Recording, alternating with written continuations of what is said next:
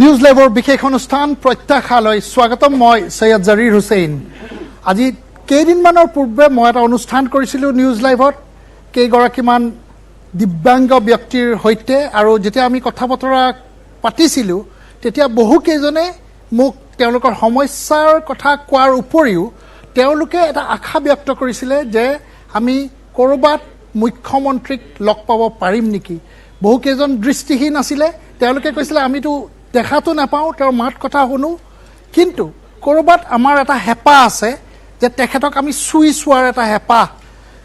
সেই কথাষাৰ যেতিয়া আমি মুখ্যমন্ত্ৰীলৈ আমি জনাইছিলোঁ যে এনে কেতবোৰ ব্যক্তিয়ে আপোনাক লগ পোৱাৰ ইচ্ছা প্ৰকাশ কৰিছে, তেতিয়া মুখ্যমন্ত্ৰীয়ে আমাক তেখেতে ক'লে যে হ'ব, ঠিক আছে, মই তেখেতলোকক লগ কৰিম। এটা অনুষ্ঠানৰ জৰিয়তে আমি ষ্টুডিঅ'লৈ মাতিছিলোঁ। তেতিয়া মুখ্যমন্ত্ৰীয়ে ক'লে যে ষ্টুডিঅ'লৈ নালাগে, মোৰ বাসগৃহতে কৰক, মই তেখেতলোকক ইয়াতে লগ পোৱাৰ এটা চেষ্টা কৰিম, প্ৰয়াস কৰিম। মুখ্যমন্ত্ৰী ডাঙৰীয়া, আপোনাক আমি ধন্যবাদ জনাইছোঁ এই সুযোগকণ দিয়াৰ বাবে। আৰু আমি যদি দেখি আছে যে বহু ঠাই অসমৰ ভিন্ন প্ৰান্তৰ পৰা আমাৰ লগত বহু দিব্যাংগ ব্যক্তি আমাৰ লগত আহিছে। কোনোবা যদি IT স্পেচিয়েলিষ্ট, কম্পিউটাৰৰ শিক্ষকতা কৰি আছে, কোনোবাই ব্যৱসায় কৰি আছে, কোনোবাই শিক্ষকতা কৰি আছে, কোনোবাই গান গায়, কোনোবাই বাদ্যযন্ত্ৰ বজায়। চ' আমি ইয়াৰ পৰা এটা বাৰ্তা দিব বিচাৰিছোঁ যে তেওঁলোক দিব্যাংগ হয়, কিন্তু কাৰো পৰা তেওঁলোকৰ সহানুভূতি বা চিম্পেথিৰ প্ৰয়োজন নাই। আমাৰ প্ৰয়োজন আছে তেওঁলোকক আমাৰ পৰা সাহস দিয়াৰ, আমাৰ পৰা কিছু মৰমৰ তেওঁলোকৰ প্ৰয়োজন আছে। আমাৰ লগতে ইয়াতে মই দেখুৱাব চেষ্টা কৰিম যে আমাৰ লগত মাননীয় আছাম এছেম্বলিৰ স্পীকাৰ বিশ্বজিৎ দৈমাৰী ডাঙৰীয়া আছে, জয়ন্ত মল্ল ডাঙৰীয়া আছে, আপোনাক ধন্যবাদ জনাইছোঁ অহাৰ বাবে। মন্ত্ৰী পীযুষ হাজৰিকা ডাঙৰীয়া আছে, কেইবাগৰাকী বিধায়ক মই দেখি আছোঁ, মানৱ ডেকা, দিগন্ত আৰু বহু কেইগৰাকীমান আছে, তেৰছ গোৱালা আছে, মই দেখি আছোঁ মিষ্টাৰ সোম আছে।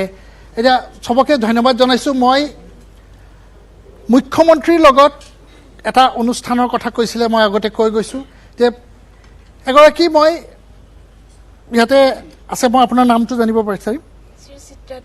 চিত্ৰা দেৱী। আপুনি ক'ৰ পৰা আহিছে? তেজপুৰৰ পৰা। আপুনি কি কৰে? মই ডান্স কৰোঁ। ডান্স কৰে। আৰু আপুনি মানে আপোনাৰ এনে সৰুৰ পৰা নে জন্মৰ পৰাই? জন্মৰ পৰা। আপুনি কেনেকুৱা ধৰণৰ ডান্স কৰে?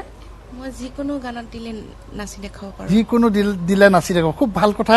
আমি আহিম আপোনাৰ নাচ চাম। মই ঠিক আপোনাৰ নামটো? মোৰ নাম মোহাম্মদ গুলফাম, আৰু মই লেংগুৱেজ শিকাওঁ, specially English, German and regional লেংগুৱেজবোৰ ক'ব পাৰোঁ। লগতে ল'ৰা ছোৱালীবিলাকক ইংলিছ আৰু জাৰ্মান শিকায়। মানে ক'ত শিকায়? I got all these language from YouTube because digital platform to use কৰি পেলাই আমি বহুত উন্নত হ'ব পাৰোঁ। এয়াই message, because we need some digital help from the government.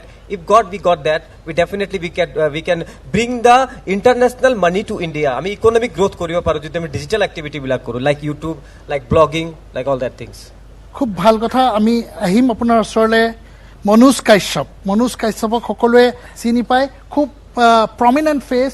কিশোৰ কুমাৰৰ খুব ভাল গান গায়, আমি গান শুনিম। Manoj Kashyap. Definitely I will try my level best. হয়, ইয়াতে মই দেখি আছোঁ হিৰণ্য সেইদিনাখন মোৰ অনুষ্ঠানত আছিল। আপুনিও এজন ব্যক্তি আছিলে যোনে মুখ্যমন্ত্ৰীক চোৱাৰ হেঁপাহ, লগ পোৱাৰ হেঁপাহ, চৰণ স্পৰ্শ কৰাৰো এটা হেঁপাহ, দুৰ্বাৰ হেঁপাহ। মই হিৰণ্য শৰ্মা। মই গুৱাহাটী ব্লাইণ্ড হায়াৰ ছেকেণ্ডাৰীখনত এজন ব্ৰেইলৰ শিক্ষক হিচাপে শিক্ষকতা কৰি আছোঁ। আৰু মই নীলোৎপলৰ ইন্ট্ৰডাকশ্যনটো। নমস্কাৰ, মোৰ নাম নীলোৎপল বৈশ্য। মই ইয়াতে আগৰ প্ৰগ্ৰেমটোত নাছিলোঁ, কিন্তু আজি গম পাই পেলাই মই জাৰি ছাৰক ফোন কৰিলোঁ যে ছাৰ মই আহিব পাৰিম নেকি। তো ছাৰে ক'লে তুমি ঠিকে আছে আহি যোৱা। কি নাম, কি কৰে আপুনি? মই টিচাৰ হয়। কি পঢ়ায়? মই EVS, মেইনলি EVS পঢ়াওঁ। ক'ত শিক্ষকতা কৰে? দ্বাৰকানগৰ। মই টেট দি পেলাই পাই গ'লোঁ। এক্সেলেণ্ট। আপোনাৰ নামটো? মোৰ নাম চেমিম আহমেদ। হয়, ফ্ৰম নলবাৰী। হয়, আপুনি কি কৰে? মই বৰ্তমান ডিগ্ৰী কমপ্লিট কৰি হ'লে ঘৰতে বহি আছোঁ। আৰু ডিগ্ৰী কমপ্লিট কৰি সংগঠনৰ লগত জড়িত হৈ আছোঁ। হয়, বঢ়িয়া। আৰু আছে আৰু এগৰাকী সেইদিনাখন মোৰ অনুষ্ঠানত আহিছিলে, মনোজ তেখেতেও হয় মনোজ নিশ্চয় নমস্কাৰ মোৰ নাম মনোজ কলিতা ফ্ৰম বাগবৰ হয় আপুনিও খুব এটা লগ পোৱাৰ বা এটা অনুষ্ঠানৰ কথা কৈছিলে হয় হয় মোৰ মানে ছাৰলৈকে এটা হেঁপাহ আছিলে যেতিয়া মিটিংবোৰ হয় তাত অসংখ্য মানুহ তাত গাই ছাৰক লগ কৰে কিন্তু মইতো লগ কৰিব নোৱাৰোঁ মই ভাবিছিলোঁ মই চকুৰে দেখি থাকিলোহেঁতেন মই অসমৰ ছাৰে যিকোনো ঠাইত থাকিলেও হয় মই লগ কৰিলোহেঁতেন কিন্তু সেয়া যাতে আমাৰ ভাগ্যটো নাই তো যাৰ কাৰণে মই মানে নিউজ লাইফৰ মানে ওচৰ চাপিছিলোঁ আৰু আপোনাকেই ফোন কৰিছিলোঁ যে মোৰ মনৰ যাতে হাবিয়াসটো পূৰণ হয় আৰু ছাৰক যাতে এবাৰ মই ওচৰৰ পৰা চুই চাব পাৰোঁ আজি সাৰ্থক হৈছে মোৰ সপোন বাস্তৱ হৈছে আজি ছাৰক পাইছোঁ ধন্যবাদ চ' এনে কেতবোৰ মুখ্যমন্ত্ৰী ডাঙৰীয়া আপোনাক আকৌ ধন্যবাদ জনাইছোঁ এনে কেতবোৰ জাষ্ট মই এটা দিছোঁ চেম্পল এটা যে কেনেকৈ মানুহে আপোনাক বিচাৰিছে বা তেওঁলোকৰ জাষ্ট নিউজ লাইভৰ জৰিয়তে তেখেতসকলৰ অনুষ্ঠান মই প্ৰায়ে চায়ে থাকোঁ বিশেষকৈ যেতিয়া ৰাতি কাম শেষ কৰি টিভিটো খোলোঁ তেতিয়া ৰিটেলিকাষ্টত মই এখেতসকলৰ অনুষ্ঠান প্ৰায়ে চাওঁ আৰু দুই এজনক মই ব্যক্তিগতভাৱেও জানো তেওঁলোকে সংগঠন আদিৰ লগত জড়িত আৰু আজি সকলো মোৰ ঘৰলৈ আহিছে আৰু ইয়াতে আপোনালোকে অনুষ্ঠানটোৰ আয়োজন কৰিছে মই আপোনালোক সকলোকে ধন্যবাদ জনাইছোঁ আৰু বিশেষকৈ যিসকল আমাৰ ভাই বন্ধু ভণ্টি বাইদেউ তেওঁলোক ইয়াত অনুষ্ঠান পৰিৱেশন কৰিবৰ কাৰণে আহিছে তেওঁলোককো মই ধন্যবাদ দিছোঁ আৰু মই এটা কথা ক'ম যে অকল মই নহয় মোৰ দৰে অগণন মানুহে তেখেতসকলৰ অনুষ্ঠান চায় আৰু তেখেতসকলে যে নিজৰ এই প্ৰতিভাবোৰ আৰু আগুৱাই লৈ গৈ থাকে খুব সুন্দৰ কথা এই এনেকুৱা কেতবোৰ কথাই মই ভাবোঁ সকলোকে অনুপ্ৰেৰণা যোগাব আমাৰ লগত আছে বিশ্বজিৎ দৈমাৰী ডাঙৰীয়া এটা অনুষ্ঠান এটা প্ৰয়াস কৰিছোঁ আৰু আমি মুখ্যমন্ত্ৰীক ধন্যবাদ দিব লাগিব যে তেওঁ এই অনুষ্ঠানটো কৰাত অনুমতি দিয়াৰ কাৰণে আমি এনেকৈ গোট খাব পাইছোঁ এইটো খুবেই ভাল আৰু মই ধন্যবাদ জনাইছোঁ আপোনাকো নিউজ লাইভ আৰু আগতে মই তেওঁলোকক লৈ যিটো প্ৰগ্ৰাম কৰিছে তাতে মই আগতে সুযোগ পাইছিলোঁ আপোনালোকৰ আমন্ত্ৰণ মৰ্মে আজি আকৌ পাই ভাল পালোঁ আৰু মুখ্যমন্ত্ৰী ডাঙৰীয়াক তেখেতসকলে মানে ওচৰত পোৱা চুই চোৱাৰ যিটো ইচ্ছা আপোনাৰ দ্বাৰা যে পূৰণ হ'ল এইটো খুবেই ভাল কাম হৈছে হয় আমি কথা পাতি যাম আমি ইয়াতে খুব প্ৰতিভাৱান কেইবাগৰাকীও শিল্পী আছে বিমান প্ৰায় অসমৰ বহু দৰ্শকে যোনে টিভি চাই খুব ভালকৈ চিনি পায় কাৰণ বিমানে খুব ভাল গান গায় চ' আমি মানে খুব বেছি হাৰ্ড মানে কথা নাপাতি এটা বিমানৰ গান এটা শুনি লওঁ বিমান হয় এইটো মাইক্ৰফোন দিম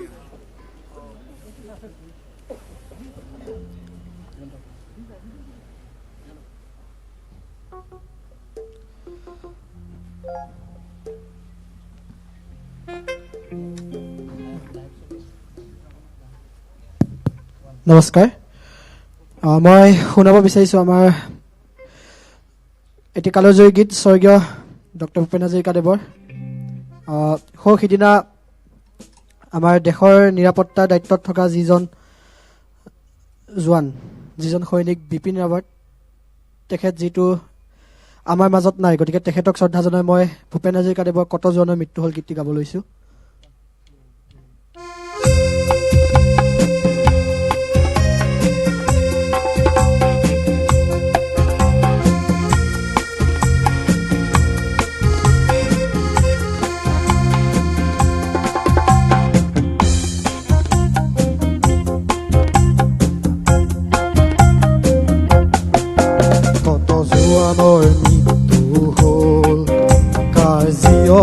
যৌৱন গ'ল সেই মৃত্যু অপৰাজেয়ক তেনে মৃতক নহলো মই কিয় কত জোৱানৰ মৃত্যু হ'ল তাৰ জীৱন যৌৱন গ'ল সেই মৃত্যু অপৰাজেয়ক তেনে মৃতক নহলো মই কিয় কত জোৱানৰ মৃত্যু হ'ল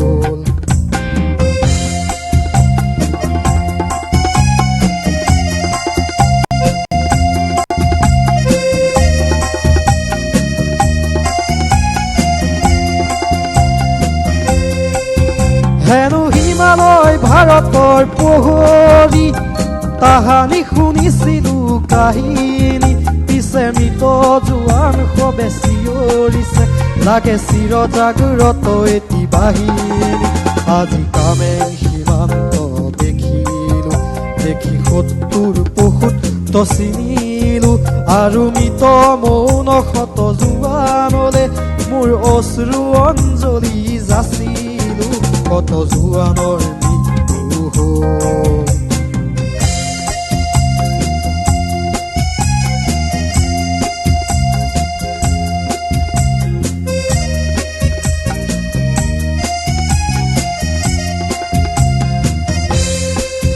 কত পিতৃ পুত্ৰ হাৰা হ'ল কোন মাটিৰ বুকু সুদা হ'ল ৰঙা সেন্দুৰ কাৰ মোচা গ'ল কাৰ বাসনাও পূৰ্ণ হ'ল আজি কামেং সীমান্ত দেখিলো দেখি 70-75 চিনিলো আৰু মৃত মৌন শত জোৱানলে মোৰ অশ্ৰু অঞ্জলি যাচিলো কত জোৱানৰ মৃত্যু হ'ল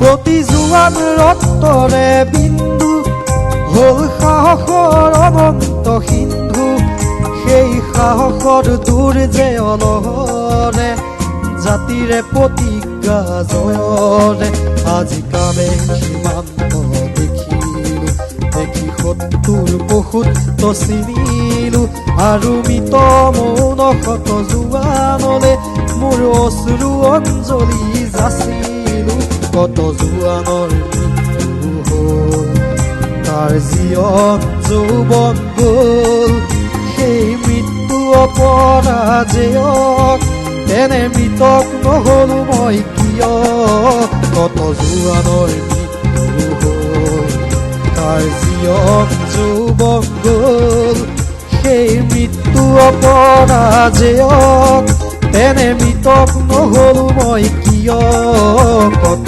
জোৱানৰ মৃত্যু হ'ল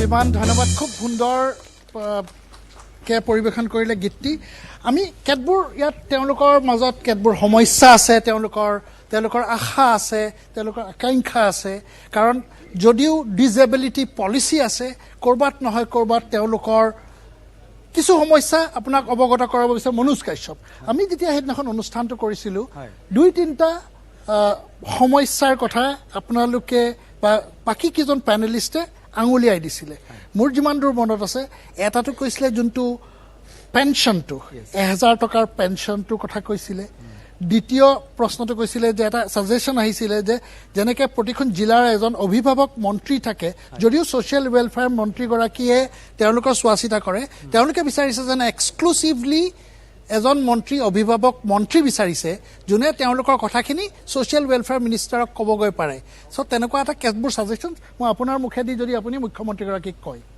মই মুখ্যমন্ত্ৰী ডাঙৰীক এইটোৱে ক'ব বিচাৰোঁ সেইদিনাখনো কৈছিলোঁ প্ৰথম কথা মই কৈছিলোঁ যে আমাৰ যিসকল দিব্যাংগ ব্যক্তি আছে তেওঁলোকক এটা পলিচি দিব লাগে হেল্থ পলিচি দিব লাগে কাৰণ ইঞ্চুৰেঞ্চৰ কথা কৈছিলোঁ কিয়নো সকলোৱে এটা সময় যেতিয়া বেমাৰত পৰে বা চিকিৎসাৰ অভাৱত মৃত্যুমুখত পৰিবলগীয়া হয় গতিকে তেওঁলোকৰ মূৰৰ ওপৰত যদি এটা কাভাৰেজ থাকে এটা যদি ইঞ্চুৰেঞ্চ পলিচি থাকে যে ইমান লাখ টকাৰ ভিতৰত আৰু মই এইটো কথাও কৈছিলোঁ যে ইয়াৰ ক্ষেত্ৰত মানে যিকোনো বেমাৰ যাতে হ'লেই মুখ্যমন্ত্ৰী ডাঙৰীয়া এনেকুৱা এটা ব্যৱস্থা কৰি দিয়ে যাতে যিকোনো এখন ভাল হস্পিটেলত তেওঁলোকে চিকিৎসা কৰাব পাৰে সেইটো মোৰ ছাজেশ্যন আছিল ছেকেণ্ডটো সেই অভিভাৱক মন্ত্ৰীৰ কথা কৈছিলোঁ প্ৰত্যেক জিলাই জিলাই যাতে যদি এনেকুৱা আণ্ডাৰ ডিচিৰ আণ্ডাৰত হওক বা মিনিষ্টাৰৰ আণ্ডাৰত হওক এই গোটেইখিনি স্ক্ৰুটনি কৰি পেলাই কোন জিলাত কিমান দিব্যাংগ ব্যক্তি আছে কাৰ কিটো প্ৰব্লেম এটা ডেটা বেংকৰ প্ৰয়োজন আছে বুলি কৈছে এটা ডেটা বেংকৰ প্ৰয়োজন আছে যে গোটেই অসমত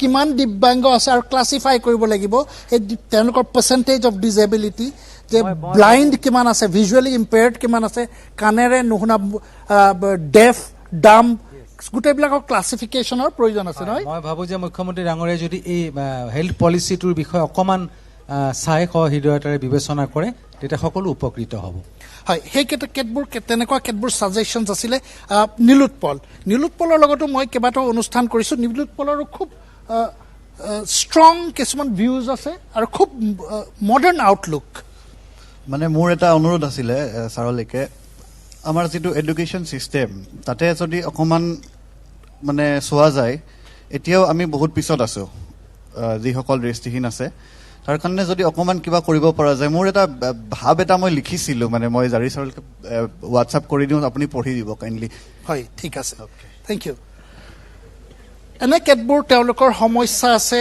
মই এতিয়া ধৰক পীযুষ হাজৰিকা যে আমি এটা অনুষ্ঠানৰ প্ৰয়াস কৰিছোঁ তেওঁলোকৰ সমস্যাখিনি একদম মুখামুখিকৈ মুখ্যমন্ত্ৰী বা আপোনালোকৰ দৃষ্টিগোচৰ কৰাৰ কাৰণে প্ৰথম কথা জাৰিদা এখেতলোকক টিভিত দেখা পাওঁ টিভিৰ পৰ্দাত দেখা পাওঁ আজি সচক্ষুৰে দেখা পাবলৈ পায় আৰু তেখেতলোকৰ গান বা তেখেতলোকৰ প্ৰগ্ৰেম চাবলৈ পাই অত্যন্ত সুখী হৈছোঁ তেখেতলোকৰ কথাখিনি শুনি আছোঁ মাননীয় মুখ্যমন্ত্ৰী ডাঙৰীয়া যিহেতু আছে তেখেতে নিশ্চয়কৈ এই বিষয়ে চিন্তা কৰিব আৰু মই ব্যক্তিগতভাৱে কওঁ যদি আমি তেখেতলোকক কিবা সহায় কৰিব পাৰোঁ অত্যন্ত সুখী হ'ম ঠিক আছে আমি আৰু কথা পাতিম হিৰণ্য আছে হিৰণ্যৰ জৰিয়তে হিৰণ্য এজন শিক্ষক তেওঁ ব্ৰেইল আপুনি কোনখন স্কুল বুলি কৈছিলে Guwahati blind higher secondary Guwahati blind higher secondary আৰু খুব ভাল গান গায় হিৰণ্যই চ' হিৰণ্যৰ পৰা এটা গান শুনিম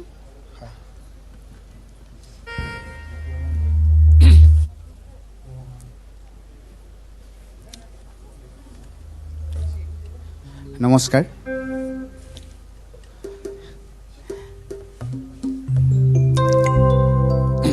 আপোনালোক আটাইলৈ ধন্যবাদ জনাই মই সংগীত সূৰ্য ডক্টৰ ভূপেন হাজৰিকাদেৱৰ এটা গীত গাবলৈ সামান্যতম প্ৰয়াস কৰিছোঁ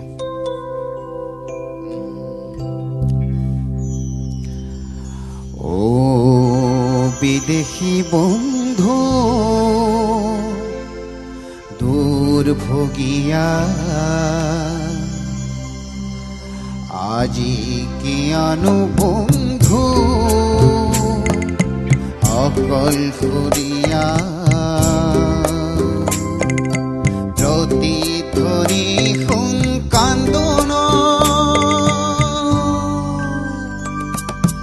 ও বিদেশী বন্ধু দুৰ্ভোগিয়া আজি কিয়নো বন্ধু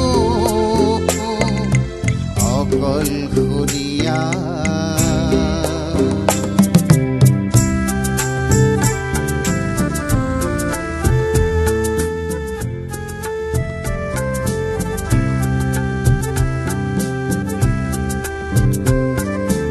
প্ৰেমৰ সাগৰে জাহাজ মেলি নেপালী কোনো বন্দৰ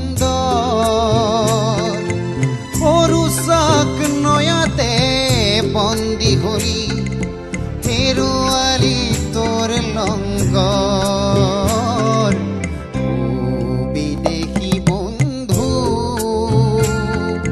দুৰ্ভোগিয়া আজি কিয়নো বন্ধু অকলশৰীয়া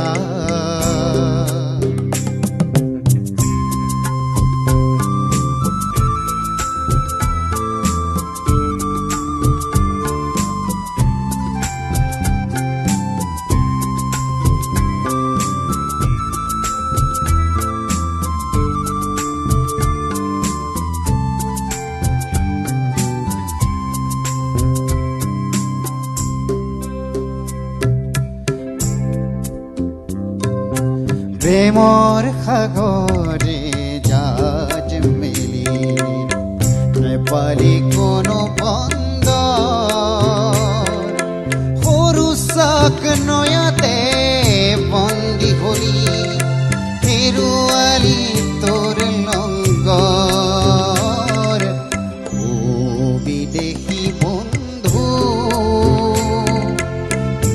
ভগিয়া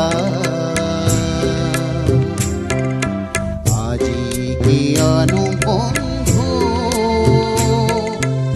অকল ঘূৰিয়া প্ৰতিধ্বনি শুন কান্দোন ও বিদেশী বন্ধু দূৰ ভগিয়া আজি কিয়নো বন্ধু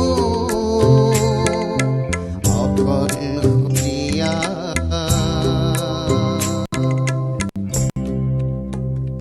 থেংক ইউ ধন্যবাদ জনাইছোঁ হিৰণ্যক আমি এটা 1 মিনিটৰ এটা বিৰতি ল'ব লাগিব 1 মিনিটৰ এটা বিৰতি ল'ম বিৰতিৰ পিছত আমি পুনৰ উভতি আহিম কাৰণ আমাৰ লগত আছে কেইবাগৰাকীও এনে ব্যক্তি যিসকলে তেওঁলোকৰ যদিও কিছু ফিজিকেলি চেলেঞ্জড কিন্তু তেওঁলোকৰ প্ৰতিভাৰ যদি আমি চাওঁ এই গানটোৱে যদি আপুনি চাই মই ভাবোঁ প্ৰতিগৰাকী নিউজ লাইভৰ দৰ্শকে হয়তো তেওঁলোকৰ অন্তৰ চুই গৈছে আমি কৈছোঁ আমি মুখ্যমন্ত্ৰী বাসগৃহত আছোঁ আৰু আমাৰ লগত আছে কেইবাগৰাকীও অসমৰ বিভিন্ন প্ৰান্তৰ পৰা অহা দিব্যাংগ ব্যক্তিসকল আৰু মই এইখিনিতে এটা ক্ল'জ আপ ফ্ৰেম দেখাব বিচাৰিছোঁ যে এজন দিব্যাংগ ব্যক্তিয়ে আমাৰ এই অনুষ্ঠানত মুখ্যমন্ত্ৰীৰ পৰ্ট্ৰেইট এখন আঁকি আছে এই দৃশ্যত যদি আপুনি মনিটৰত চাই ইতিমধ্যে তেওঁ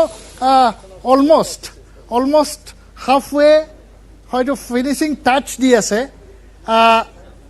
আমাৰ যদি কোনোবাই যদি মাইক্ৰফোনটো দিব পাৰে তে মই তেখেতৰ নামটো জানিব বিচাৰিম আমাৰ তেখেতৰ নামটো যদি মই জানিব বিচাৰিম কি নাম তেখেতৰ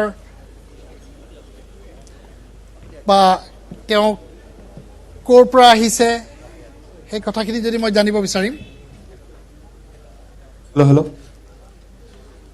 মুখ্যমন্ত্ৰী এখন প্ৰতিচ্ছবি তেওঁ অংকন কৰিছে খুব কম সময়ৰ ভিতৰত আপোনাৰ পৰিচয়টো দিয়ক ক'ৰ পৰা মাইছেল্ফ বাবু আহমেদ ক'ৰ পৰা আহিছে আপুনি নগাঁও নগাঁৱৰ পৰা আহিছে বাবু আহমেদ খুব সুন্দৰকৈ আঁকিছে আমাৰ কেমেৰাত ইয়াত দেখুৱাই আছোঁ তেওঁ নগাঁৱৰ পৰা আহিছে আৰু কিছু সময়ৰ পিছত সম্পূৰ্ণ হ'ব কিন্তু প্ৰায় সম্পূৰ্ণ হৈছে আৰু ঠিক আছে ধন্যবাদ আপুনি আঁকি থাকক আমি আপোনাৰ ওচৰলৈ যাম চাবলৈ যাম মুখ্যমন্ত্ৰী ডাঙৰীয়া যে এতিয়া আমি দেখিছোঁ যে এই অনুষ্ঠানৰ মাজতে 15-20 মিনিট হৈছে প্ৰায় হৈ গৈছে আমি যদি ক্ল'জ আপ ফ্ৰেমটো পাওঁ তেতিয়াহ'লে মই চাম যে কেনেকুৱা হৈছে এইখন চাওক আপুনি ধুনীয়াকৈ আঁকি আছে আপোনাতকৈ ধুনীয়া আমাৰ বিশ্বজিৎ দৈমাৰী ডাঙৰীয়া কৈছে যে মোতকৈ বেছি ধুনীয়া হৈছে চ' প্ৰতিভাৰ কথা আমি কৈ গৈ আছোঁ আমি জানিবলৈ চেষ্টা কৰিম যে এগৰাকী যুৱতী আছে মই যিমান দূৰ জানো আপোনাৰ নাম লতিকা লতিকা হয় চাওক মই নাম পৰ্যন্ত মানে জানিবলৈ চেষ্টা কৰিছোঁ আপুনি ঘৰ ক'ত আপোনাৰ মোৰ ঘৰ জালুকবাৰী পাণ্ডুখদিলা পৰা কি কৰে আপুনি মই গান গাওঁ গান গায় বঢ়িয়া এতিয়া মই যদি আপোনাক সুধোঁ যে দিব্যাংগসকলৰ সমস্যা কি আছে কেনেকুৱা ধৰণৰ সমস্যা বা আপোনালোকে কি আশা কৰে কি বিচাৰে আমি সকলো ধৰণৰ বস্তুৱে বিচাৰোঁ যিহেতুকে মই মানে আজি পঢ়ি থকা মই ক্লাছ 5ত পঢ়িলৈকে পঢ়িছোঁ আৰু তাৰপিছত মই মানে পঢ়িবলৈ অকণমান অসুবিধা পাইছোঁ কাৰণ মোৰ দেউতাই ইমান সুবিধা দিব পৰা নাই গতিকে মই আশা কৰিম যেন ছাৰে কিবা এটা সুবিধা দিয়ে গান এটা শুনিম নে হা ঠিক আছে কিন্তু মই গান শুনাৰ আগতে এটা কথা ক'বলৈ বিচাৰোঁ ছাৰক মই এখন গামোচা পিন্ধাবলৈ বিচাৰোঁ আচ্ছা তেতিয়াহ'লে তেখেতে আহিছে আপোনাৰ ওচৰলৈ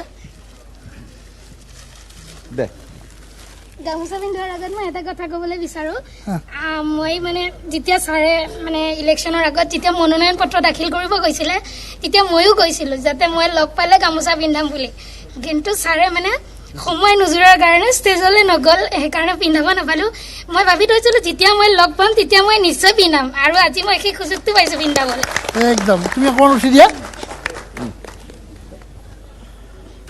একদম বঢ়িয়া বঢ়িয়া ধন্যবাদ মুখ্যমন্ত্ৰী ডাঙৰীয়া এতিয়া মাইক্ৰফোনটো দিছোঁ তোমাৰ পৰা এটা গান শুনিম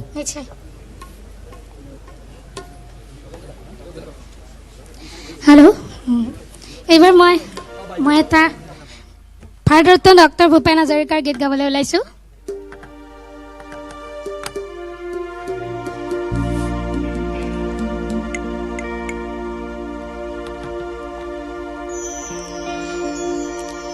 আকৌ যদি যাব লাগে শৰাই ঘাটলৈ, লুইত পাৰৰ ডেকা বন্ধু নেথাকিবা ৰৈ, নেথাকিবা ৰৈ।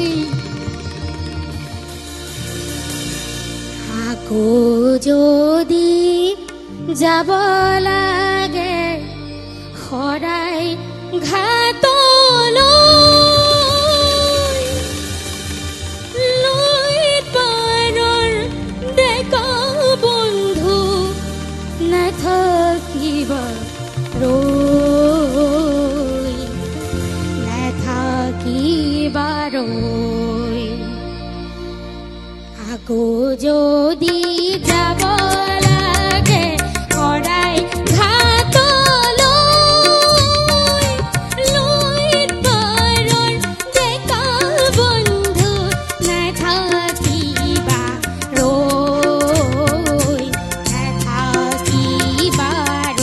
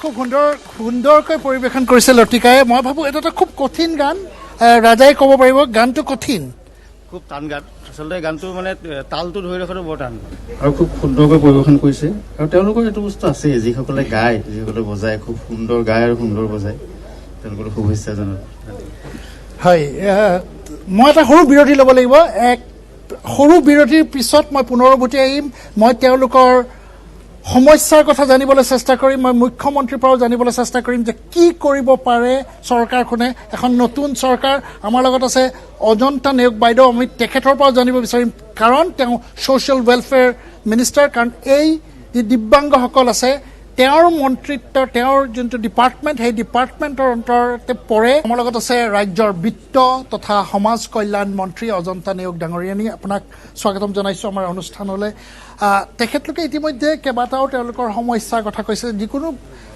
ছেক্টৰতে যদি চাওঁ সমস্যা থাকিবই তেওঁলোকৰো আছে তেওঁলোকে ব্যক্ত কৰিছে যদি যাওঁ আপোনাৰ পৰা জানিব বিচাৰিম যে নতুন এখন চৰকাৰ দিব্যাংগসকলৰ কাৰণে কেনেকুৱা ধৰণৰ ডিজেবিলিটি পলিচি বা তেওঁলোক কেনেকুৱা ধৰণৰ কিবা নতুনত্ব কিবা থাকিব কিবা পৰিকল্পনা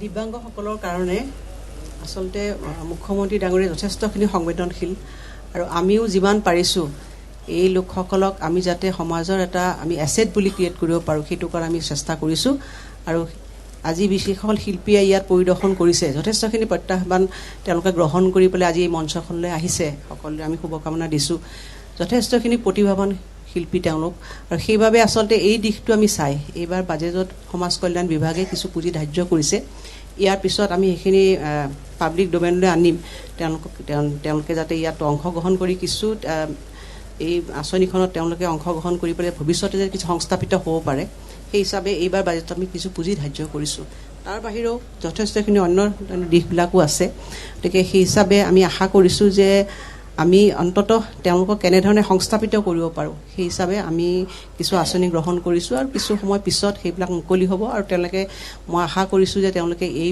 আঁচনিবিলাকৰ পৰা উপকৃত হ'ব পাৰিব ধন্যবাদ জনাইছোঁ তেওঁলোকৰ বহুত সমস্যা আছে তেওঁলোকৰ ক'বলগীয়া বহুত আছে মই এগৰাকী ব্যক্তিৰ ওচৰলৈ আহিছোঁ আপোনাৰ নামটো গম পাম নেকি মোৰ নাম পংকজ কুমাৰ নাথ মই নগাঁও জিলা কামপুৰৰ পৰা আহিছোঁ কি কৰে আপুনি মই এনেই কবিতা লিখোঁ বহুত সৰুৰ পৰা কবিতা লিখিছোঁ আৰু এনেই মোৰ এখন সৰু হোটেল আছিলে মোৰ শ্ৰীমতী হোটেলখন চলাই বৰ্তমান মই ৰেলৰ মাটিত আছিলোঁ এভেকশ্যন হ'ল এতিয়া বৰ্তমান মোৰ ব্যৱসায় বন্ধ হৈ আছে আৰু আমাৰ সমস্যা বুলি ক'বলৈ পোনপ্ৰথমে মোৰতো বয়স 50 হৈছে এনেকৈ অসমৰ বিভিন্ন প্ৰান্তত দিব্যাংগ হৈ 50 বছৰ ঊৰ্ধত গৈছে আমি ভাবোঁ বয়সৰ অগ্ৰাধিকাৰ দিয়ক আৰু লগতে যোগ্যতা ভিত্তিত আৰু দৰিদ্ৰতাৰ ভিত্তিত এনে লোকসকলক যাতে সংস্থাপনৰ দিহা কৰে নহ'লে আমাৰতো বয়স শেষ হৈ গৈছে লগতে পেঞ্চনটোৰ কথা আছে আমি দৈনিক 33 টকা 30 পইচামান মাত্ৰ আমি দৈনিক মজুৰি পাওঁ এই যিখন দিব্যাংগ দীনদয়াল আঁচনি 33 টকা 33.5 টকাৰে এটা দিব্যাংগ পৰিয়াল কেনেদৰে চলে এক স্পৰ্শকাতৰ বিষয় আজিৰ ইয়াৰ মঞ্চৰ পৰাই মই মাননীয় মুখ্যমন্ত্ৰী ডাঙৰীয়াক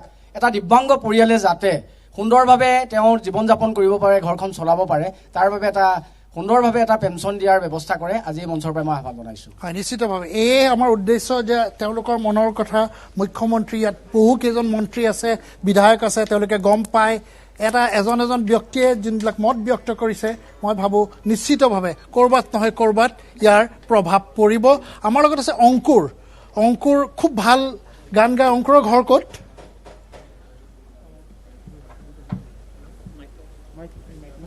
হেল্ল' নমস্কাৰ মোৰ ঘৰ ৰাজাপুখুৰী আৰু কি কৰে আপুনি মই বৰ্তমান সৰু দোকান এখন চলাই আছোঁ আৰু আমি যিমান দূৰ জানো আপুনি খুব ভাল গান গায় আমাৰ নিউজ লাইভৰ মঞ্চত আপোনাক দেখিছোঁ চ' নিশ্চিতভাৱে এটা গান শুনিব যদি পাৰোঁ আপোনাৰ পৰা হয় নিশ্চয় গীত পৰিৱেশন কৰাৰ আগতে মই আমাৰ মাননীয় আমাৰ ক'ব গ'লে আমাৰ ধেমালিতে কৈছোঁ বাৰু আমাৰ মামাক সেইখন মানে এটা সম্বৰ্ধনা জনাব বিচাৰোঁ আৰু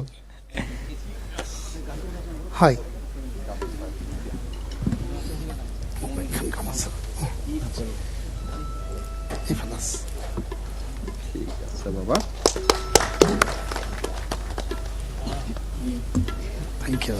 ধন্যবাদ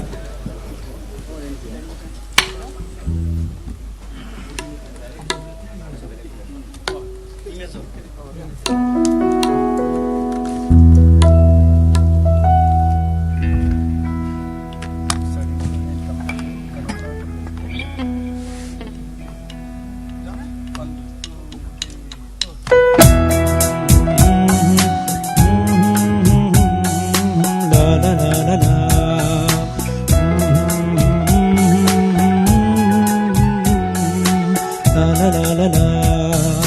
মোৰ মিনতি তৰা হয় যদি তোমাৰ আকাশ চুব, মোৰ এই গান যদি সুৰ হয়, মোৰ এই গান যদি সুৰ হয়, তোমাৰ মনত ৰব। মোৰ মিনতি তৰা হয় যদি তোমাৰ আকাশ চুব, মোৰ এই গান যদি সুৰ হয়, মোৰ এই গান যদি সুৰ হয়, তোমাৰ মনত ৰব।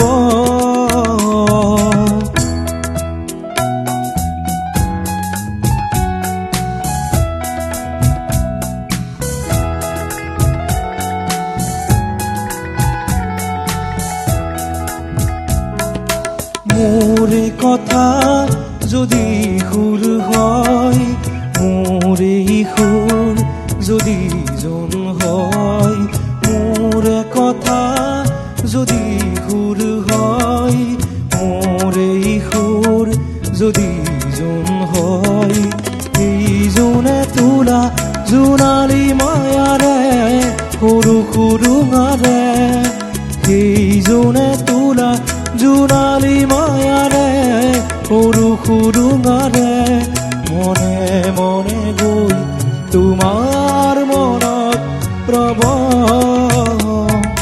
মই নাথাকিলে সাজৰ তৰায়ো তোমাৰ কথা কি কব,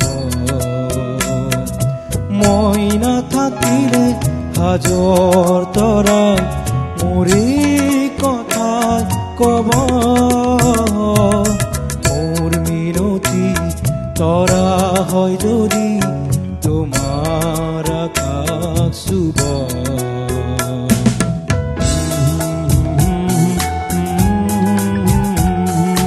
লা লা লা লা লা।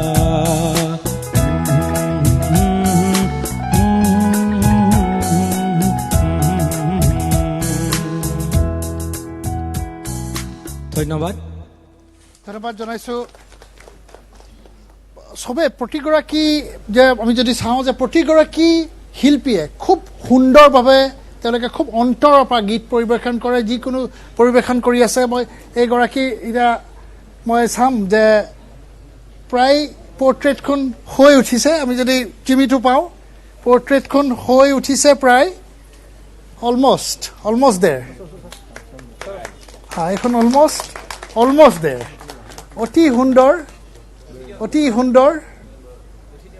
আমাৰ এই অনুষ্ঠানৰ যদি মনিটৰত চাব পাৰিব কিমান ধুনীয়াকৈ ইয়াত থাকোঁতে তেখেতে এইখন আঁকি উলিয়ালে। চ' আপোনাক ধন্যবাদ জনাইছোঁ। বহুকেইজনে আমাক কৈ আছে যে তেওঁলোকৰ কিছু কথা ক'বলগীয়া আছে। আপোনাৰ নামটো? নমস্কাৰ, মোৰ নাম শ্ৰী প্ৰণৱ বেজবৰুৱা। মই নলবাৰী ঘগ্ৰাপাৰাৰ পৰা আহিছোঁ। আপুনি কি কৰে? মই এতিয়া এনে বাদ্যযন্ত্ৰ বজাওঁ। বৰ্তমান এনে যিহেতুকে একো মানে সুবিধা নাই, মই এনে সৰুকৈ দোকান এখন কৰি পেলাই চলি আছোঁ। কিন্তু মই ছাৰৰ প্ৰতি মই এটা আহ্বান জনাব বিচাৰিছোঁ যে আমি গম পাইছিলোঁ যে অৰুণোদয় আঁচনিত আমাৰ দিব্যাংগসকলক মানে অগ্ৰাধিকাৰ দিয়া হ'ব। কিন্তু কথা হ'ল কি, আমি প্ৰায়সকল দিব্যাংগই কিন্তু অৰুণোদয় আঁচনি পাবলৈ সক্ষম হোৱা নাই। যেনেকৈ মই নিজেও অৰুণোদয় আঁচনি পাবলৈ হোৱা নাই। আৰু দ্বিতীয় কথা হ'ল আমাৰ যিটো 511টা পদৰ যিটো আমাৰ নিযুক্তিৰ কথা অলৰেডি আমাৰ ইণ্টাৰভিউ প্ৰায় 6 মাহমান হৈ গ'ল। কিন্তু তাত গুৱাহাটী ইউনিভাৰ্চিটিয়ে পৰীক্ষাটো পাতিছিল। তাত মানে কাৰোবাক 20টা, কাৰোবাক 5টা, কাৰোবাক 10টা এনেকুৱাকৈ কুৱেশ্যন কৰা হৈছিলে। কিন্তু টোটেল মাৰ্কছ আছিল 14 নম্বৰ। গতিকে আমি ভাবোঁ নিশ্চয় তাত কিবা খেলি মেলি হয়তো আছে। গতিকে সেই বস্তুটো আমাৰ মুখ্যমন্ত্ৰী মহোদয়ে তদন্ত কৰি অতি সোনকালে আমাক যাতে এই নিযুক্তিখিনি সোনকালে দিয়াৰ কাৰণে ব্যৱস্থা কৰে, এইখিনি তেখেতৰ ওচৰত মই আহ্বান জনাইছোঁ। নিশ্চিতভাৱে তেখেতে এই কথাটো চাব। আৰু এজন আছে খগেন ক'ৰ পৰা আহিছে আপুনি? নমস্কাৰ ছাৰ, মই জাগীৰ সমষ্টি বৰমপুৰ গাঁৱৰ পৰা আহিছোঁ। কি কৰে আপুনি? ছাৰ, মই বৰ্তমান আমাৰ মানে দুখৰ কথা, আমাৰ ঘৰৰ মোৰ লগতে মোৰ দুজন ভাতৃও আমি ব্লাইণ্ড হয়।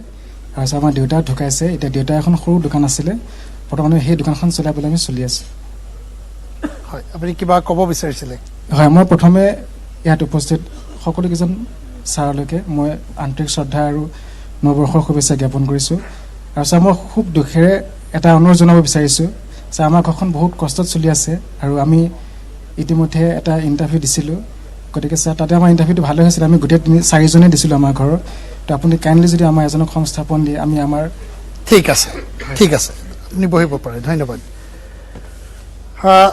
আৰু বহুত আছে আপুনিও কিবা কম বুলি কৈ আছিলে জয় জয়তে আমাৰ অসমৰ মুখ্যমন্ত্ৰী আপোনাৰ পৰিচয়টো দি ল'ব মই মহম্মদ মুস্তাফা কামাল মই অসম ৰাজ্যিক দিব্যাংগ মঞ্চৰ মই ৱৰ্কিং প্ৰেচিডেণ্ট হওঁ আমাৰ এখেত সাধাৰণ সম্পাদক ছাৰে জানে আমাৰ বিষয়ে কথা এটাই আমাৰ হাজাৰ এবুৰি সমস্যা আছে কিন্তু আমাৰ বৰ্তমান আমি যিজন অভিভাৱক স্বৰূপ অসমৰ মুখ্যমন্ত্ৰী ডাঙৰীয়াক পাইছোঁ নতুন তেখেতৰ বাসভৱনৰ চোতালত এনেকৈ মাতি অনা অসমৰ ইতিহাসত তেখেতেই প্ৰথম গতিকে আমি তেখেতক ধন্যবাদ জনাইছোঁ আমাকো যে বহিবৰ কাৰণে এটা আছুতীয়াকৈ জেগা দিছে আপত্তি আমাৰ বেলেগ একো নাই আমাৰ চাকৰিৰ সন্দৰ্ভত এজন দিব্যাংগ পৰিয়ালত থাকিলে সেই পৰিয়ালেহে জানে সেই পৰিয়ালটোৰ কিমান জ্বালা যন্ত্ৰণা গতিকে আৰু তেখেতক কেনেকৈ লিখা পঢ়া কৰাব লাগে চাকৰি সংস্থাপনটো লাগে আৰু গুৱাহাটীত আমি বহুত দূৰৰ পৰা আহোঁ এতিয়া ছাৰৰ ইনভাইটেশ্যনত আমাৰ নিউজ লাইফৰ এই প্ৰত্যাশা অনুষ্ঠানলৈ আহিছোঁ এতিয়া আমি যে ঘৰলৈ আকৌ ঘূৰি যাম তাতো আমাৰ অলপ অসুবিধাৰ সৃষ্টি হয় আৰু ছাৰ আমাৰ ডিজিবলসকলে যাতে প্ৰতিখন জিলাৰ উপায়ুক্ত মহোদয়ক যাতে যিকোনো সময়তে যোগাযোগ কৰিব পাৰে ৰেম্প নাই বহুত জিলাত যাতে এচেচিবল হয় যাতে আমি সোনকালে লগ কৰিব পাৰোঁ আৰু অভিভাৱক মন্ত্ৰীস্বৰূপে আমাৰ তেখেতে অলপ আগতে মোৰ হিতাকাংক্ষী এজনে ক'লে গতিকে মই এটা কথাই অনুৰোধ জনাওঁ বৰ্তমান চৰকাৰে কাম কৰিব অহা আছে আমি আন্দোলনমুখী নহওঁ আমাক এই 5টা বছৰ 5টা কাম কৰি দেখুৱাই দিয়ক আমি ধন্যবাদ জনাম তেখেতক খুব ভাল ভাল পৰামৰ্শ দিছে আমাৰ লগত কেইবাগৰাকীও ব্যক্তি আছে ফণী শৰ্মা ডাঙৰীয়া আছে আমাৰ এটা প্ৰয়াস এটা অনুষ্ঠানৰ জৰিয়তে যে তেওঁলোকে কোৱা নিচিনাকৈ যে প্ৰথমবাৰ হয়তো এনেকৈ ঘৰত মাতি আনি এটা আদান প্ৰদান মত বিনিময় কৰাৰ এটা সুবিধা দিছে নিউজ লাইভ এই যিধৰণে প্ৰত্যাশাৰ মাধ্যমেৰে আমি এই বিশেষভাৱে সক্ষম ব্যক্তিসকলক মাননীয় মুখ্যমন্ত্ৰী ডাঙৰীয়াৰ বাসভৱনত আপোনালোকে মাতি আনি তেখেতসকলে নিজৰ মনৰ কথা খুলি কোৱাৰ এটা পৰিৱেশ দিলে আৰু মাননীয় মুখ্যমন্ত্ৰী ডাঙৰীয়া তথা অসম চৰকাৰৰ কেইবাজনো জ্যেষ্ঠ মন্ত্ৰী ইয়াত উপস্থিত আছে মই ভাবোঁ তেখেতসকলৰ মনৰ কথাখিনিক আমাৰ চৰকাৰে নিশ্চয় সংবেদনশীলভাৱে ইয়াক চিন্তা কৰিব আমিও আশা কৰোঁ যে চিন্তা কৰাৰ আৱশ্যকতা আৰু ভাৰতবৰ্ষৰ প্ৰধানমন্ত্ৰী ডাঙৰীয়াও এই বিষয়টো অতি স্পৰ্শকাতৰ গতিকে তেখেতসকলেও নিশ্চয় ইয়াৰ পৰা উপকৃত হ'ব এনে এইটো আশা কৰোঁ ধন্যবাদ অতুল বৰা ডাঙৰীয়া আছে এটা প্ৰয়াস যে প্ৰতিগৰাকী আপোনালোকৰ মন্ত্ৰী চৰকাৰখনৰ সহায় সহযোগিতা প্ৰয়োজন হ'ব মই পোনপ্ৰথমেই নিউজ লাইভ পৰিয়ালৰ আটাইকে মই আন্তৰিক ধন্যবাদ জনাইছোঁ মাননীয় মুখ্যমন্ত্ৰী চৰকাৰী বাসভৱনত আজি নিউজ লাইভে যি এনেধৰণৰ কাৰ্যসূচী এনে এটা অনুষ্ঠান ইয়াত অনুষ্ঠিত কৰিছে এইটোৱে মই ভাবোঁ যে সমগ্ৰ অসমবাসীৰ মনত এক সুকীয়া অনুভৱ এটা দিব্যাংগসকলৰ অনুভৱটো ভালকৈ হৃদয়ংগম কৰিব আৰু স্বয়ং মুখ্যমন্ত্ৰীৰ সন্মুখত এইখিনি হৈছে মই ভাবোঁ যে আজি ইয়াত যিসকল দিব্যাংগ আছে এইসকলেই নহয় ৰাজ্যখনৰ বিভিন্ন ঠাইত আছে সকলোৰে মনৰ কথাখিনি তেখেতসকলৰ মুখেৰেই প্ৰকাশ পোৱা যেন অনুভৱ হৈছে গতিকে মাননীয় মুখ্যমন্ত্ৰীয়ে যথেষ্টখিনি আঁচনি দিব্যাংগসকলৰ বাবে ইতিমধ্যে গ্ৰহণ কৰিছে তেখেতসকলৰ প্ৰতি যথেষ্ট সংবেদনশীল আৰু আমাৰ সকলোৰে এই ক্ষেত্ৰত দায়িত্ব আৰু কৰ্তব্য আছে মোৰ দৃঢ় বিশ্বাস যে তেখেতসকলৰ যি আশা আকাংক্ষা নিশ্চিতভাৱে মাননীয় মুখ্যমন্ত্ৰী ডক্টৰ হিমন্ত বিশ্ব শৰ্মা ডাঙৰীয়াৰ সবল নেতৃত্বত আমাৰ চৰকাৰখনে নিশ্চয় পূৰণ কৰিব হয় আমি এইটোৱে কামনা কৰিম আমি আশা কৰিম যে তেওঁলোকৰ যি সমস্যা ক'ৰবাত নহয় ক'ৰবাত যাতে ক'ৰবাত এটা সমাধানৰ সূত্ৰ ওলায় আমাৰ লগত আছে মনোজ কাশ্যপক প্ৰতিগৰাকী নিউজ লাইভৰ দৰ্শকে জানে বিভিন্ন সময়ত বিভিন্ন অনুষ্ঠানত তেওঁ গীত পৰিৱেশন কৰে মনোজৰ এটা গীত শুনি আমি বিৰতিলৈ যাম মই প্ৰথমতে জেৰিৰক এই প্ৰচেষ্টাৰ কাৰণে শুভেচ্ছা জনাইছোঁ মই কেৱল মোৰ গীতটো পৰিৱেশন কৰাৰ আগতে এটা কথাই ক'ম 2012 চনত দৃষ্টিশক্তি হেৰুৱাৰ পিছত প্ৰথম অনুষ্ঠানটো মই নিউজ লাইভতে কৰিছিলোঁ কিন্তু মই ভবা নাছিলোঁ যে কেতিয়াবা মানে মুখ্যমন্ত্ৰীৰ বাসভৱনত অসমৰ কোনোবা মুখ্যমন্ত্ৰীয়ে এনেকৈ দিব্যাংগসকলক মাতি এনেকৈ এখন মঞ্চ দিব বা তেওঁলোকৰ মনৰ কথা শুনিব প্ৰথমবাৰৰ কাৰণে। আৰু সেইকাৰণেই চাগে Himanta Biswa Sarma exceptional and unique. মই আশা ৰাখিছোঁ তেখেতে আজি আমাৰ সকলোৰে মনৰ কথা শুনিছে, তেওঁ নিশ্চয় পদক্ষেপ ল'ব। ঋষি শক্তিনাথ সন্মুখত বহুতো বহি আছে বিভাগীয় মন্ত্ৰী, সকলোকে ধন্যবাদ জনাইছোঁ।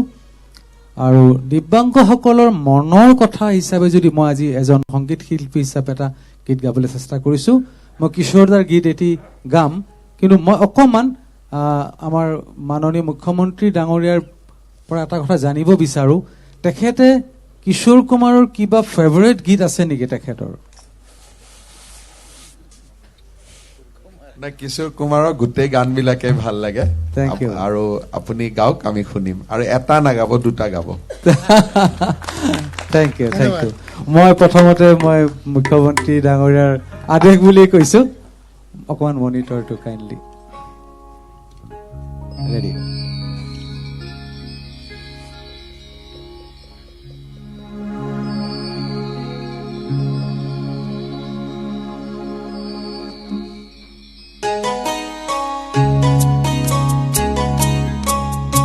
घुंघरू की तरह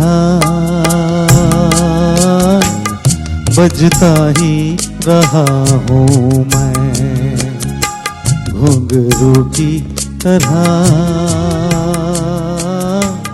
बजता ही रहा हूँ मैं। कभी इस पग में कभी उस पग में बंधता ही रहा हूँ मैं, घुंघरू की तरह बजता ही रहा हूँ मैं।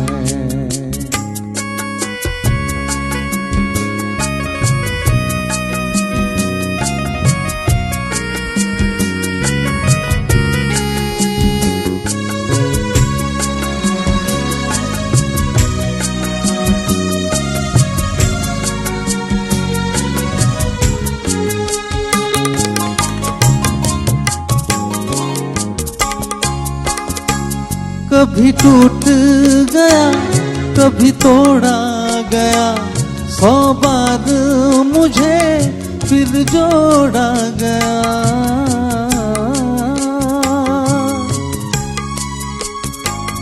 कभी टूट गया कभी तोड़ा गया, 100 बार मुझे फिर जोड़ा गया।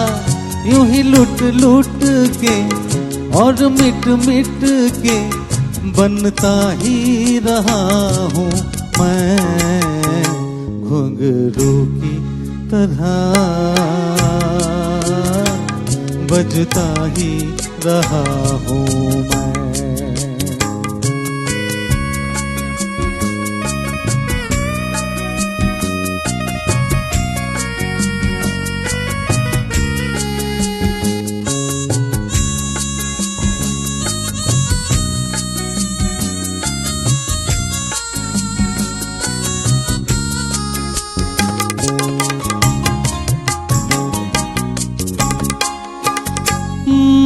करता रहा औरों की कही, मेरी बात मेरे मन ही में रही।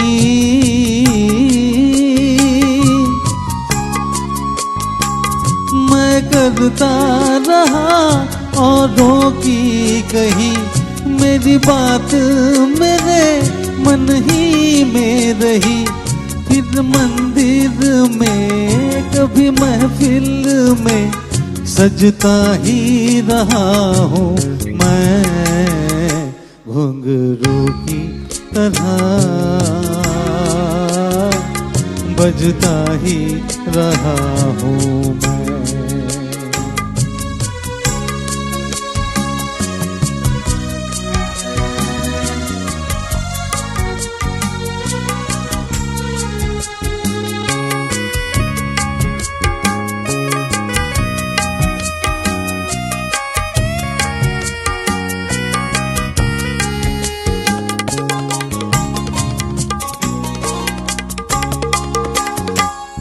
अपनों में रहे या गैरों में, घुंघरू की जगह तो है पैरों में।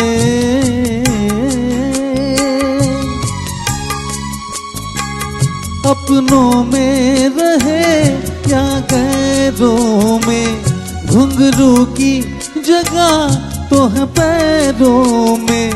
फिर कैसा गिला जग से जो मिला, सहता ही रहा हूँ मैं घुंघरू की तरह, बजता ही रहा हूँ मैं, बजता ही रहा हूँ मैं, बजता ही रहा हूँ मैं। আপোনাক ধন্যবাদ জনাইছো। খুব অতি সুন্দৰ আপোনাৰ দ্বিতীয়টো মই আহিম পিছলৈ।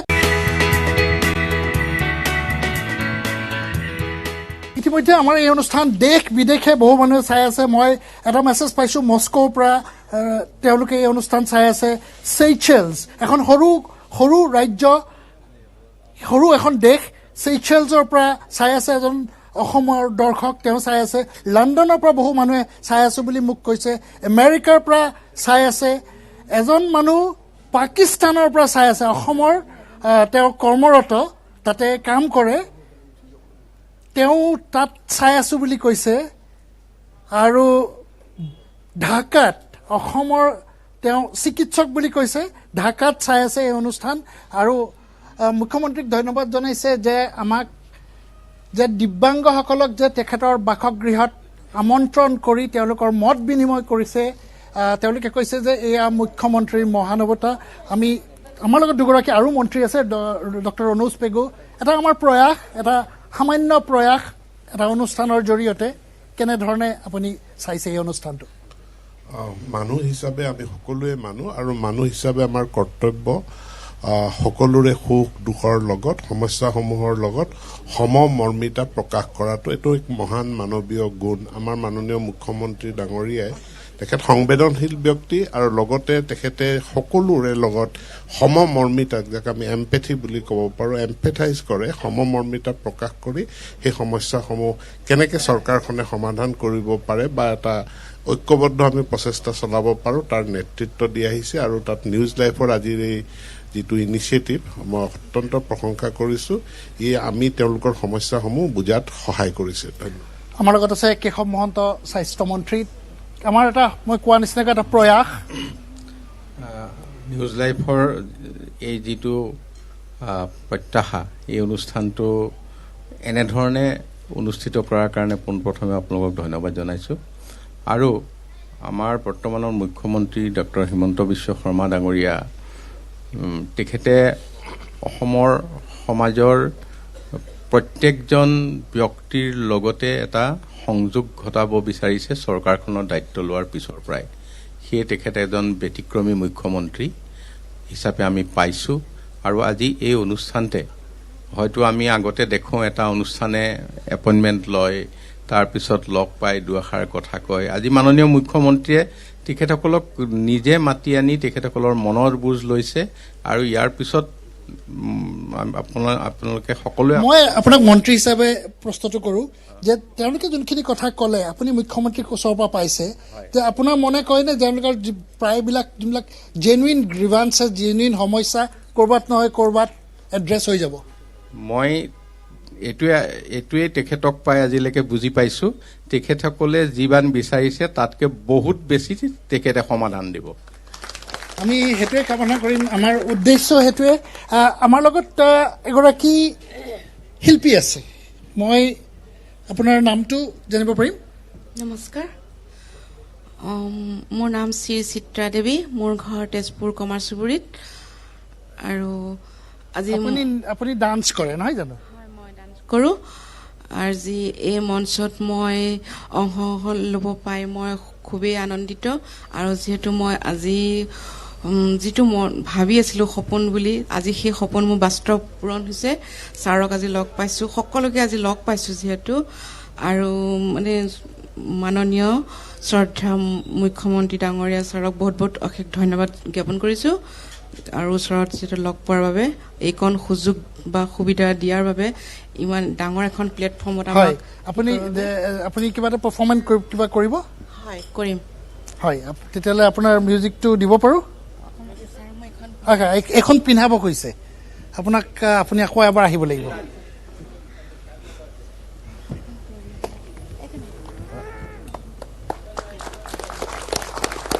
ধন্যবাদ থেংক ইউ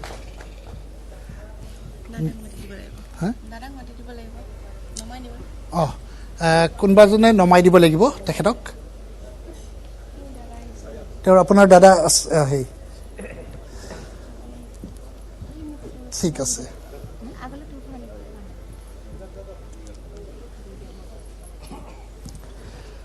চ' তেখেতে হেৰি কৰে মানে মই আমাৰ বিজেপিৰ ৰাজ্যিক সভাপতি আছে ভৱেশ কলিতা ডাঙৰীয়া পৰা মই জাষ্ট তেখেতে ৰেডি হয় মানে সাজু হয় মানে মই জানিব চেষ্টা কৰিম যে ভৱেশ কলিতা ডাঙৰীয়া আমি দেখিছোঁ আপুনি নিশ্চয় প্ৰত্যক্ষ কৰিছে যে আমি এটা প্ৰয়াস কৰিছোঁ এটা চেষ্টা কৰিছোঁ যে ক'ৰবাত নহয় ক'ৰবাত তেওঁলোকৰ যি সমস্যা আছে মুখ্যমন্ত্ৰীয়ে আমাক সময় দিলে মুখ্যমন্ত্ৰীয়ে অনুমতি দিয়াৰ পাছত এই মত বিনিময় অনুষ্ঠান প্ৰথমেই মই নিউজ লাইভ পৰিয়ালক ধন্যবাদ জ্ঞাপন কৰিছোঁ এনে এক সুন্দৰ কাৰ্যসূচী ৰাখি মাননীয় মুখ্যমন্ত্ৰী মহোদয়ৰ পদূলিত আজি যিসকল সন্মানৰ ব্যক্তিক আমন্ত্ৰণ কৰা হৈছে যিটো প্ৰত্যাশা আপোনালোকে লৈছে নিশ্চিতভাৱে এই প্ৰত্যাশা পূৰণ হ'ব আশাক লৈ সকলো জীয়াই আছে এভৰিবডি হেল্পফুল আৰু মাননীয় মুখ্যমন্ত্ৰী মহোদয় মোদীজী যিদৰে সবকা সাথ সবকা বিকাশ এণ্ড সবকা প্ৰয়াস আজি সঁচাই সন্মানীয় মুখ্যমন্ত্ৰী মহোদয় এই যি প্ৰয়াস চলাইছে সমাজৰ সকলো ছেক্টৰ সকলো এৰিয়াক লৈ এক উন্নত সমাজ গঠন কৰাৰ কাৰণে মই বহুত আপোনাক ধন্যবাদ জ্ঞাপন কৰিছোঁ ধন্যবাদ আমি আশা লৈ আছোঁ এই আশাৰ মাজত জীয়াই থাকিব লাগিব আৰু আমি তেখেতৰ এটা নৃত্য অনুষ্ঠান উপভোগ কৰাৰ চেষ্টা কৰিম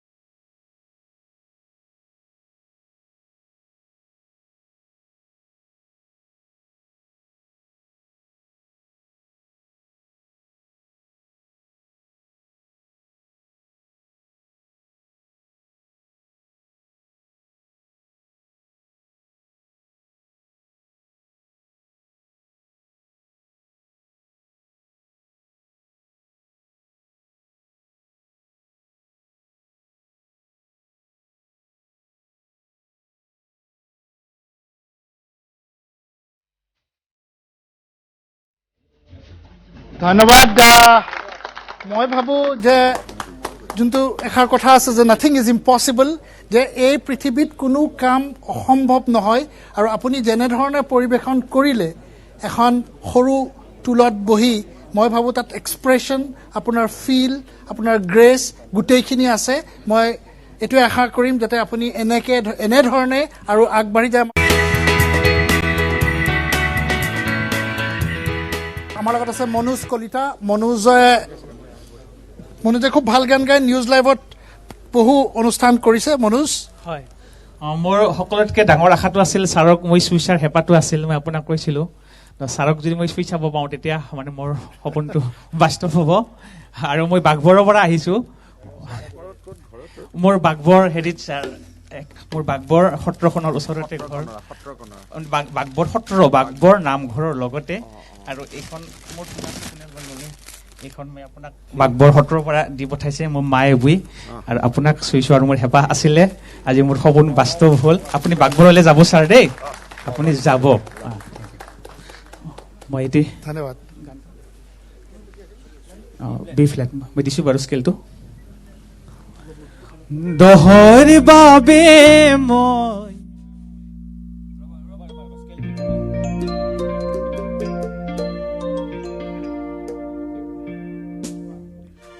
দহৰ বাবে মই আহিছোলাই, মোৰ দেশৰ মাটিৰ গান গাবলে সদায়। দহৰ বাবে মই আহিছোলাই, মোৰ দেশৰ মাটিৰ গান গাবলে সদায়। ভাৰতৰে পূৰ্ব দিশৰ সোণালী অসম, গৌৰৱে চিঞৰো জয় আই অসম, জয় আই অসম, জয় আই অসম, জয় আই অসম।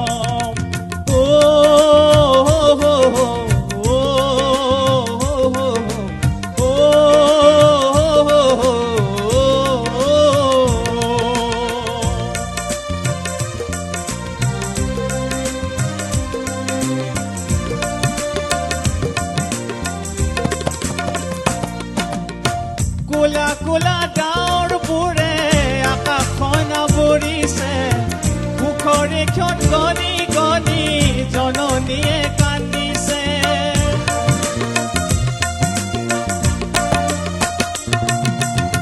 তেজাল টেকা গাভৰুৱে বীৰৰ সাজে সাজিছে, দেশ জাতিক বচাবলে অসম সেনা আহিছে। হাৰে আছো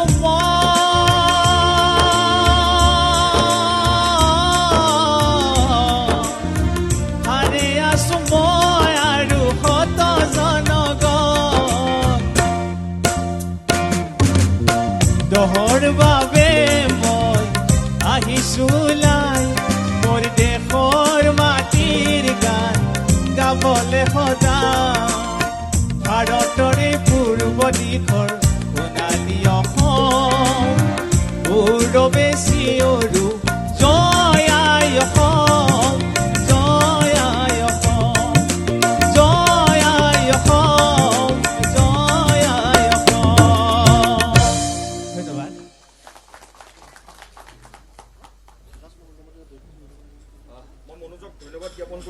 আমাৰ কেইবাজনো শিল্পী আছে। মই যদি এজনক পৰিচয় কৰাই দিওঁ, আমাৰ অনুষ্ঠানৰ সফল হৈছো বুলি ক'ব লাগিব, এওঁ অজয় ৰাজবংশী।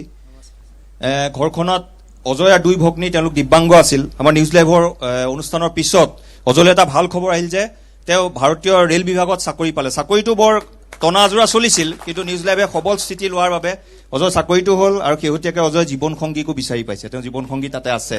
তেওঁৰ বাবে এটা হাত চাপৰি দিলে ভাল লাগিব। ঠিক আছে, মুখ্যমন্ত্ৰী মহোদয়ক চুই চাব বিচাৰিছে এবাৰ। এখন গামোচা দিব, তেওঁৰ পত্নী যদি আহে। ছাৰ আহিছে। অজয় এটি গীত গাব, আমি তাৰপিছত বিৰতি লৈ যাম। এয়া অজয় পত্নী।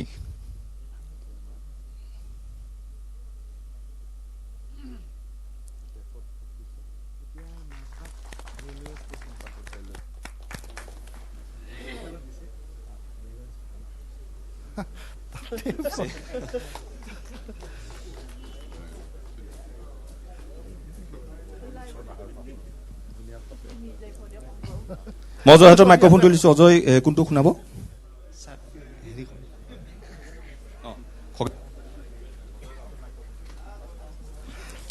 হেল্ল',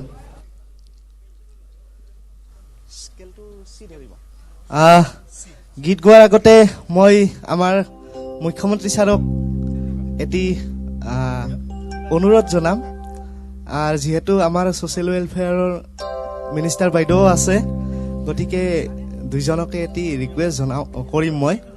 মানে আমাৰ এটা যিহেতু মই দৃষ্টিহীনৰে এটা কথা কওঁ মই, আমাৰ দৃষ্টিহীনসকলৰ মানে দুটা বিভাগত বিভক্ত কৰা হৈছে, এটা ল' ভিজন আৰু এটা 100% ব্লাইণ্ড। তো মই 2011ৰ পৰা যিমানবোৰ এক্সাম দি আহিছিলোঁ নিযুক্তিৰ কাৰণে, চাকৰিৰ কাৰণে, তো তাত কিছুমান এডভাৰটাইজত লিখা হয় যে এইটো ল' ভিজনৰ কাৰণে 100% ব্লাইণ্ডটোক মানে পৃথক কৰি ৰখা হয়। তো মানে মেক্সিমাম 100%খিনিক পৃথক কৰি ৰখা হয়। তো যেতিয়া আমাৰ ভাৰতীয় ৰেল সেৱাত ডিজিটেল মাধ্যমত এক্সামটো হ'ল, তো তাত 100% ব্লাইণ্ডে বহুতকেইটাই ছাকচেছ হৈছে। তো মুখ্যমন্ত্ৰী ছাৰে যদি এইটো বস্তু তদন্ত কৰে আৰু ছ'চিয়েল ৱেলফেয়াৰ বাইদেৱে, তো এইটো মোৰ বিনম্ৰ অনুৰোধ। আৰু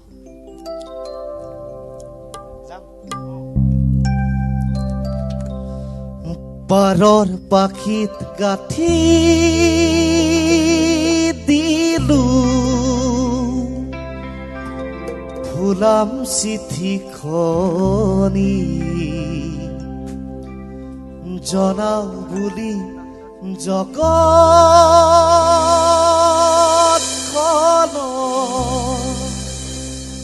বিহুৰ লগনি।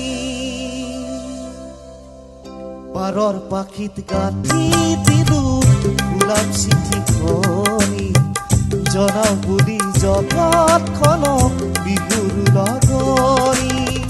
পাৰৰ পাখিত গাঁঠি দিলো ফুলাম চিঠিখনি, জনাও বুলি জগতখনক বিহুৰ লগনি।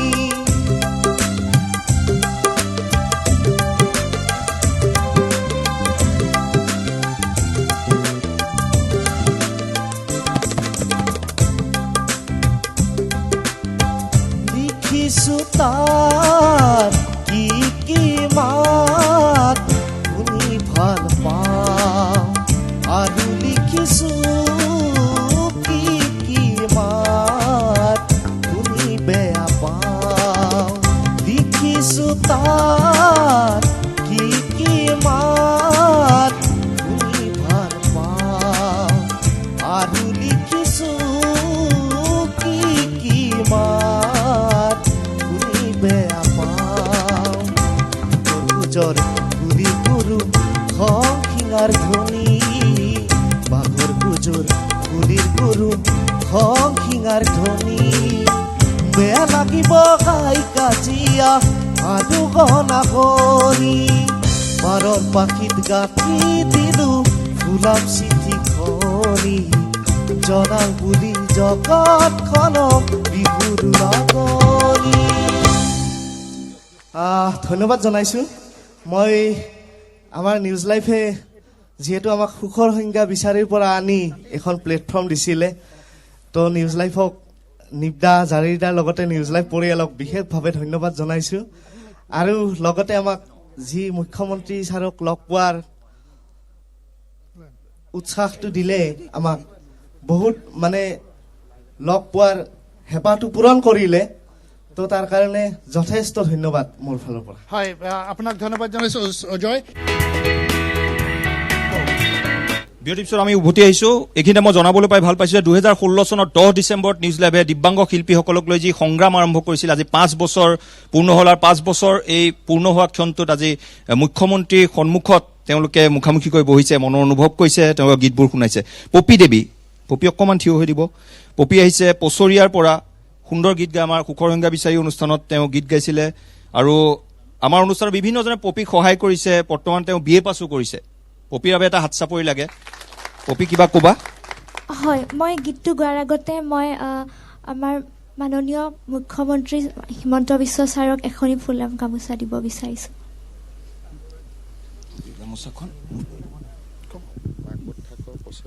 মোৰ পচৰিয়াতে ছাৰ, ততৰা পাৰ কোনটো চুবুৰী? মিলনপুৰ।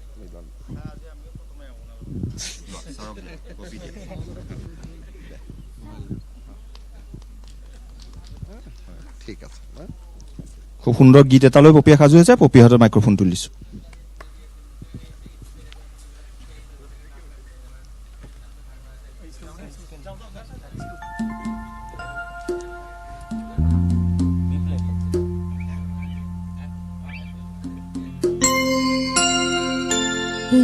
ধুনীয়া গধূলি লগত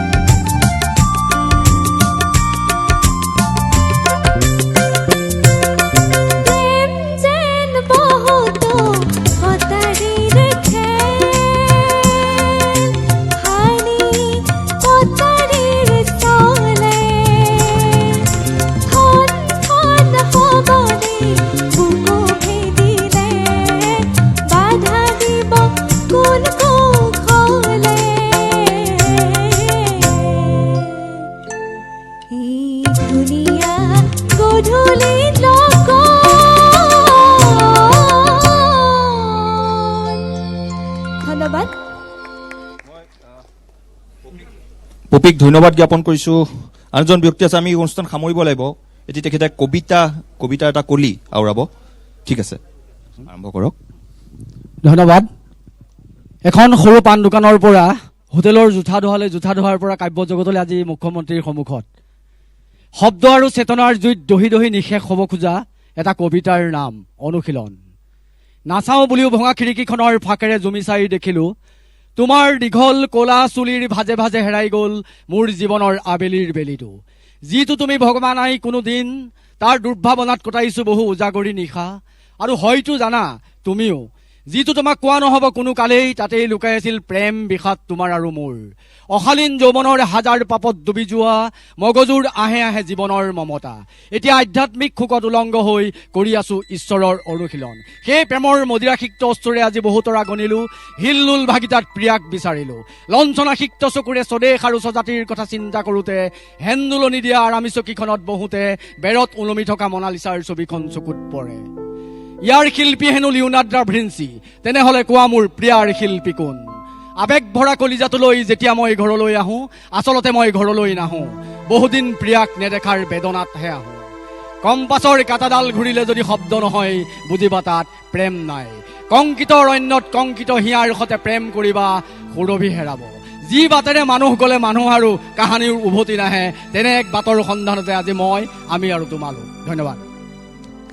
এইসকল জীৱন যুদ্ধৰ প্ৰকৃত নায়ক, মই তেওঁলোকক শ্ৰদ্ধা জ্ঞাপন কৰিছোঁ। আনজন ব্যক্তি আছে, আমি অনুষ্ঠান সামৰিম। বাঁহী লৈ আহিছে, আপোনাৰ পৰিচয়টো দিয়ক। মোৰ ঘৰ নিষ্পকোৱা, নলবাৰী জিলা, আৰু মোৰ নাম শ্ৰী ৰজনী দাস। মই বেণ্ড পাৰ্টিত ফুৰোঁ। শৰ্মাই জানে মই বহুত কেইবাৰ কৈছোঁ ইউনিফৰ্ম কেইযোৰা দিবা, দিয়া নাই। তেখেতৰ ঘৰৰ কাষতে বিয়া গাইছোঁ। এই 3 তাৰিখে তেখেতে 2000 টকা দিছে বাঁহী বাজা লিখি, আমাৰ বৰুৱা ছাৰে। অকণমান বাঁহী বাদন কৰিলে হয় ভাল লাগিব। আপুনি আমাক কয় নে নাই, বেলেগ বেলেগ কৈ আছে। এতিয়া কৈছোঁ, আৰম্ভ দিয়ক।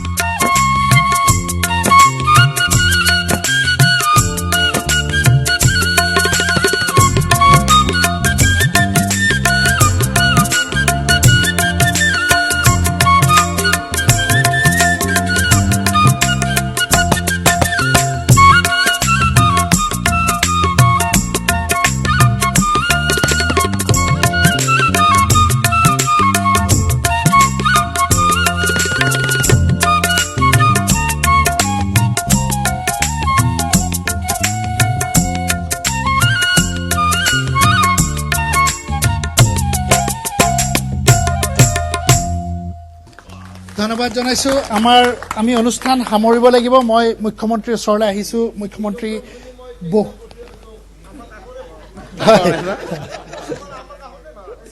ঠিক আছে ইয়াৰ মাজতে মুখ্যমন্ত্ৰী কেইবাটাও তেওঁলোকে আপোনাক তেওঁলোকৰ ফালৰ পৰা সমস্যাৰ কথা ক'লে কিছুমান তেওঁলোকৰ পৰামৰ্শ আগবঢ়াইছে গোটেইখিনি শুনি আজিৰ অনুষ্ঠানটো আপুনি কেনেধৰণে চাইছে প্ৰথম কথা যে আজিৰ অনুষ্ঠানত তেখেতসকল আমাৰ পদূলিলৈ আহি আমাক সকলোৰ আগত যি অনুষ্ঠান পৰিৱেশন কৰিলে তাৰ বাবে মই মোৰ পৰিয়াল আৰু আমাৰ সতীৰ্থসকলৰ হৈ তেওঁলোকক ধন্যবাদ আৰু অভিনন্দন জনাইছো আৰু আমি প্ৰায়বোৰে তেওঁলোকক চিনি পাওঁ নিউজ লাইভৰ